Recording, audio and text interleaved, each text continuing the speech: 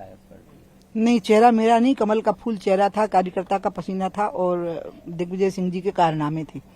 उसका परिणाम आया कि एक अच्छी मेजोरिटी आई। और ये सत्य है कि 2008 में 173 और जब मैं पार्टी से बाहर कर दी गई तो 2013 में सीधे 40 सीटें गिर गई और आई 141।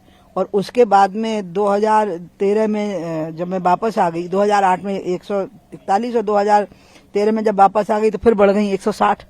व्यापम की वजह से हम 118 हार गए बहुत बुरी तरह से, क्योंकि व्यापम की काली मां छा गई और सब संदेह के दायरे में आ गए। तो इसलिए, लेकिन मैं फिर भी कार्यकर्ता का ही योगदान मानती हूँ। और जो मैंने बात कही है वो इसलिए नहीं कही कि मुझे कोई किसी जनादेश यात्रा का नेतृत्व करना था। वो तो प्रदेश का या कोई देश के इन चारों राष्ट्रीय अध्यक्ष हैं, कुछ पूर्व हैं कुछ वर्तमान है, इसलिए नेतृत्व हो रहा है, उसमें भी कोई दिक्कत नहीं है। लेकिन मुझे ये अजीब लगा कि मुझे कहा ही नहीं कि आप कहीं थोड़ी देर के लिए आ जाओ, और फोटो तो भी गायब हो गया साथ में। तो ये उपभोक्तावाद की जो संस्कृति है ना, कंज्यूमरिज्म की, ये पॉलिटिक्स में आने लगी है अब, कि इस्तेमाल करो और भूल जाओ।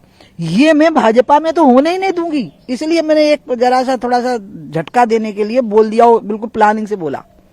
निमंत्रण ही नहीं दिया गया था? बोला ही नहीं मुंह से, झूठे मुंह से। निमंत्रण तो हाथ से देना होता है, मुंह से वाक्य नहीं निकला कि आप भी आइए।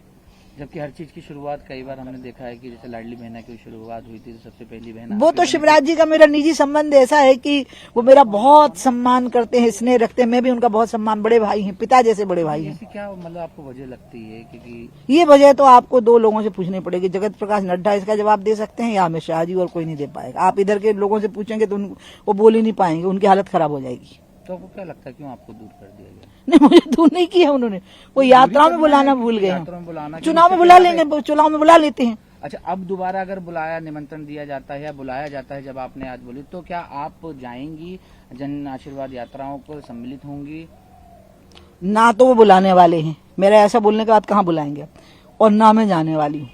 और मोदी जी जब आएंगे 25 तारीख को, तो मैं भगवान से प्रार्थना करूंगी कि मोदी जी की सभा बहुत अच्छी हो और यहाँ भाजपा की सरकार बने। लेकिन अब मैं 25 तारीख तक तो किसी भी कार्यक्रम में भागीदारी नहीं करूंगी।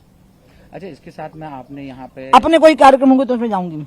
अच्छा, स्कूल और स्वास्थ्य की सेवाओं को लेकर भी आपने सवाल? वही तो कारण बना, क्योंकि मुझे लगा कि अगर सरकार बन गई और इसी प्रकार से बन गई कि इनकी याददाश्त गुम हो जाती है, तो ऐसा ना हो कि शिक्षा और स्वास्थ्य पर जो मुझे फोकस करके अब चलना है उसकी धार मेरी कम हो जाए। जैसे शराबबंदी पे मैं फोकस किए ही रही और शिवराज जी ने बहुत सम्मान रखा मेरी बात का, वो पूरी हो गई। अब बात आ गई है सरकारी व्यवस्थाओं की, शिक्षा की और स्वास्थ्य की। अब इस पर पूरा फोकस करना, अपनी धार बनाए रखना है, अपनी क्षमता को, अपनी योगदान देने की सामर्थ्य को खत्म नहीं करना है। इसलिए मैं बोल पड़ी हूँ कि इनके बनाए ना बनूंगी ना इनके मिटाए मिटूंगी। तमिलनाडु में स्टालिन के बेटे ने कहा कि जो सनातन है वो निंदनीय है, घोर निंदनीय है। इंडिया के लोगों को पूरे देश से क्षमा याचना करनी चाहिए, क्योंकि स्टालिन का लड़के का भले ही कोई महत्व ना हो, लेकिन स्टालिन का लड़का है, ये तो महत्वपूर्ण बात है ना। इंडिया से जुड़ा हुआ कार्यकर्ता है और इंडिया के लोगों ने अगर ये माफी नहीं मांगी तो उनको बहुत भारी पड़ेगा। अब आप क्या देखती हैं चुनाव में स्थिति की? कहीं ना कहीं आपने ये भी कहा है कि बुलाया नहीं, और साथ में ये भी कहा है कि उनको जीतने की जैसे लग रहा है कि जीत जाएंगे या उमा भारती की जरूरत। अरे नहीं, मैंने ऐसा कहीं नहीं कहा है। आप जो कह रहे हैं मैं ऐसा रोना धोना नहीं करती। आप मैं रुलाती धुलाती तो हूँ, मैं रुला सकती हूँ, रो नहीं सकती हूँ। किसको रुला रही हैं? आप समझ जाना, जो रो रहे होगे उनसे पूछ लेना। अभी तो मैं जो आपको कह रही हूँ वो आप मेरी बात समझ लो। मैं दुख दर्द आहत टाइप का मामला कुछ है ही नहीं, मेरे को कोई फर्क नहीं पड़ता।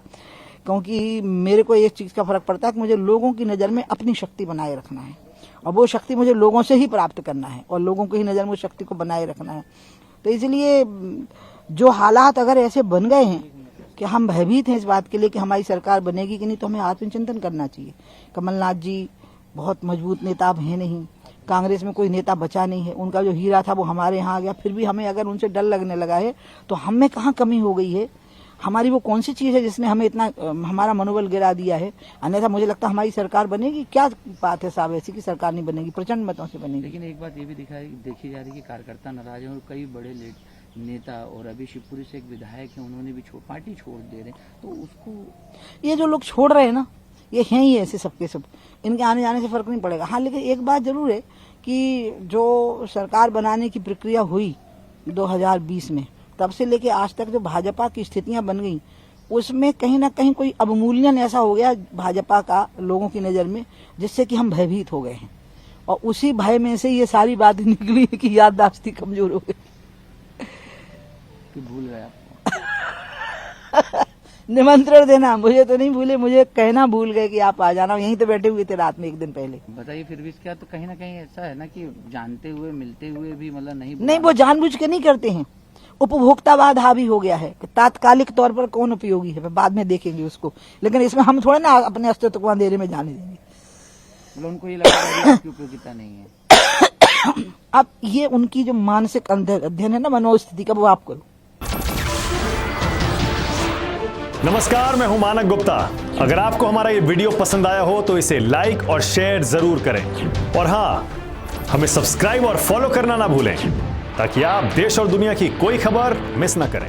तो जुड़े रहिए हमारे साथ और देखते रहिए न्यूज़ 24।